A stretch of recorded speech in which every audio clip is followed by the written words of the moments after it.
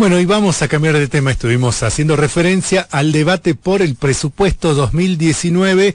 Lo tiene como protagonistas no solamente a los legisladores, dijimos y nombramos entre ellos a los gobernadores también, a funcionarios provinciales, hablamos del jefe de gabinete, pero los diputados nacionales van a ser los primeros en establecer contacto con el presupuesto, el proyecto de ley de presupuesto 2019 que va a ingresar al Congreso de la Nación, y para ampliar al respecto vamos a conversar con el diputado nacional por Salta y presidente del bloque justicialista, Pablo Cosiner. ¿Cómo le va, diputado? Buenas tardes. ¿Qué tal? Buenas tardes, ¿cómo están? Muy bien. Bueno, ¿en qué trámite está el presupuesto 2019 desde el debate previo a la presentación del mismo? Todavía ninguno. No, nosotros no hemos mantenido ningún contacto oficial con el gobierno respecto al presupuesto. Hasta ahora son todos comentarios, especulaciones o versiones sobre el rumbo que podría tomar, pero formalmente no tenemos ninguna propuesta, ni borrador de trabajo, ni iniciativa para estudiar. Hasta ahora no hay noticias. La fecha normalmente del presupuesto de la presentación es sobre el 15 de septiembre, pero por ahí eso que se había escuchado de que el gobierno iría a convocar, a dialogar sobre el presupuesto, hasta ahora por lo menos formalmente a nosotros no nos llegó ninguna convocatoria. Diputado, se conoció que un par suyo, el diputado Andrés Balone de San Luis, ha requerido que el ministro del Interior reciba a los miembros de las comisiones de presupuesto y Hacienda de ambas cámaras antes de remitir el proyecto al Congreso. No, por supuesto esto no tiene antecedentes, generalmente ya directamente se trabaja sobre el proyecto. ¿Cree que es conducente? ¿Servirá un encuentro previo con representantes del Ejecutivo antes de la remisión del proyecto? A mí me parece que todo diálogo es positivo, más en estos momentos de crisis que vive la Argentina o de emergencia económica que está viviendo, donde indudablemente hay muchos temas que pueden actuar de condicionamiento sobre el presupuesto, entre ellos fundamentalmente el acuerdo que ha firmado el gobierno con el Fondo Monetario Internacional, y algo que se está instalando, que definitivamente, lejos de ser un presupuesto de crecimiento para la economía argentina, sería un presupuesto de ajuste de la economía. Entonces, tiene características muy distintas a los debates que se venían dando hasta ahora, o tendría. Yo no me parece mal que pueda haber reuniones preparatorias antes de que el proyecto ingrese. Lo que pasa es que me parece que el gobierno va a tener que definir cuál va a ser su objetivo, si buscar consenso en el presupuesto antes de ingresarlo a la Cámara formalmente, o presentar su proyecto y después buscar el acuerdo como se hizo normalmente en el ámbito de las comisiones, en el diálogo con los gobernadores, ¿no? Pero bueno, todavía, como yo te decía, no tenemos en claro esa situación, pero a mí no me parece mal que se puedan establecer mesas de diálogo previos a que se remita, porque esto no te condiciona nada. Obviamente que después estará el gobierno la decisión si escucha o no las propuestas o sugerencias que desde los distintos sectores se le pueda hacer. Creo que el gobierno no debe perder el sentido de ubicación en cuanto a que no tiene una mayoría parlamentaria que pueda garantizar que el presupuesto salga tal cual lo ingresa, si es que no lo ha dialogado antes, ¿no? ¿Qué tal, diputado? Daniel lo saluda. Con respecto a ese tema, justamente, sí. Bueno, el miércoles se reunió el ministro Duhovne con funcionarios económicos, digamos, de las provincias de Cambiemos. Si uno hace un análisis de lo que hoy pasa, de la foto de hoy, pareciera que no están muy interesados, digamos, en lograr el acuerdo con el peronismo. De hecho, también lo dijo el presidente, ustedes no concitan la confianza, digamos, del mundo. Lo dijo mientras Carrió decía de que, bueno, gobernador que no apoye, gobernador que no recibe, provincia que no apoye, provincia que no recibe obras. ¿Cómo sería si no se aprueba el presupuesto y el actual gobierno tiene que trabajar, digamos, con el presupuesto de este año? Sabemos que eso es factible, pero no, personalmente no sé cómo es la mecánica, digamos, de esa situación. Sí, la verdad que está buena tu pregunta porque sirve para aclarar algo, ¿no? Me llama la atención esas declaraciones del presidente sobre que si el peronismo concita o no la confianza en el mundo, o lo de Carrió planteando que los gobernadores que no apoyan el presupuesto no van a tener obras. No es la primera vez, en estos últimos días hemos escuchado varias declaraciones en contra, ¿no?, del peronismo. Ahora, después cuando llega el momento de aprobar leyes, los ministros salen corriendo a buscar los votos del peronismo. Es muy curioso, ¿no? Hablar mal del peronismo y después salen a hablar con los gobernadores para que los gobernadores hablen con los diputados, para que los diputados voten las leyes que necesitan, porque si no, no tienen votos para sacar las leyes, que son las herramientas que el gobierno dice necesitar. Me parece que hay un doble discurso, ¿no? Por un lado el público, y por otro lado lo que hacen. Si es tan malo el peronismo, digo, ¿por qué cuando llegan los momentos hablan de la necesidad de generar gobernabilidad y acuerdos parlamentarios para sacar las leyes? Me parece que el gobierno tendría que dedicarse a hablar menos mal del peronismo y recuperar la confianza en la gente. No entiendo, han generado un frente interno hablando, lo ha hecho la diputada Carrió, mal del radicalismo, ahora mal del peronismo. No sé dónde ha quedado el discurso de unidad nacional que le había prometido el presidente a la Argentina. No, me parece que ese no es el camino. Nosotros no vamos a cambiar de postura, vamos a seguir yendo a la mesa de diálogo que nos convoquen, más allá que hablen mal de nosotros, porque la verdad que no queremos tampoco darle lugar a que el gobierno tire para otro lado la responsabilidad que tiene en el momento de gobernar. Nuestro sector no ha puesto palos en la rueda, ni ha apostado al fracaso de este gobierno, ni lo vamos a hacer hasta el último día del gobierno, además porque estar convencido que lo peor que le puede pasar a la Argentina es un fracaso, sino también para que el gobierno tenga que asumir la plena responsabilidad de las decisiones que toma.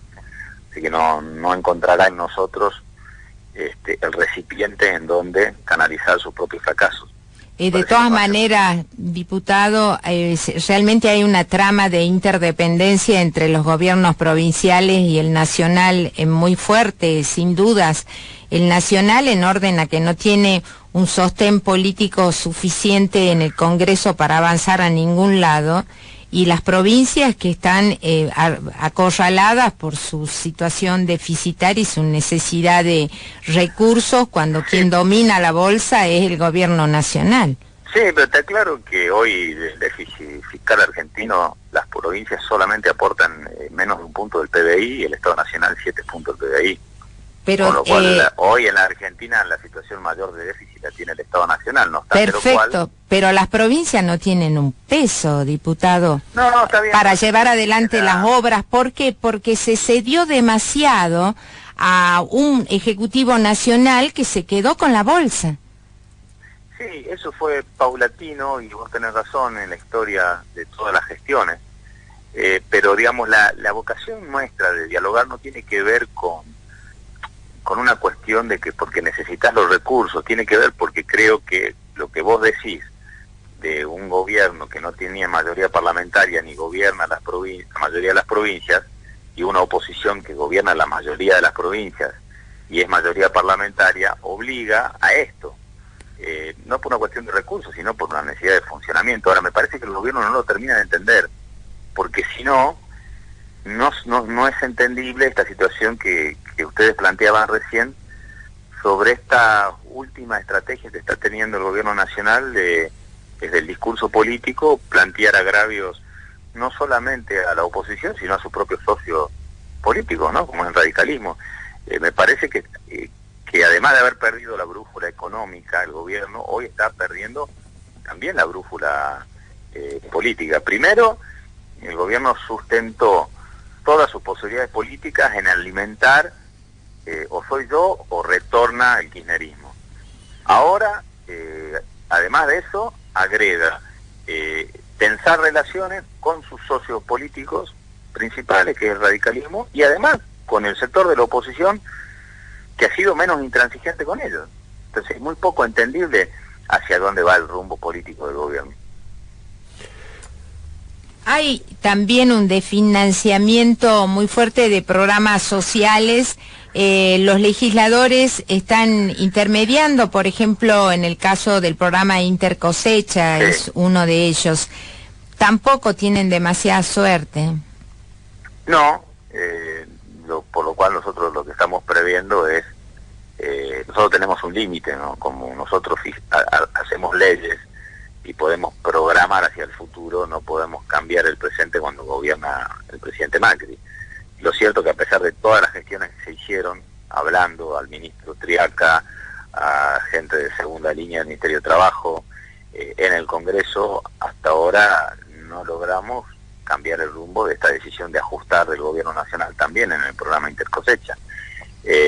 Sí tenemos un avance importante en el consenso en la Comisión de Trabajo para transformar el programa en ley y poderlo presupuestar en este presupuesto que viene de otra manera, pero hoy la coyuntura no se termina de destrabar porque no hay voluntad política del gobierno, y esto nos preocupa en lo que viene a futuro, por ejemplo en el fondo de incentivo docente, en el fondo compensador, en algunos programas nacionales de salud, en los fondos vinculados a pensiones, en rumores en donde el gobierno, uno de los ajustes que realizaría sería en parte del gasto social, ¿no?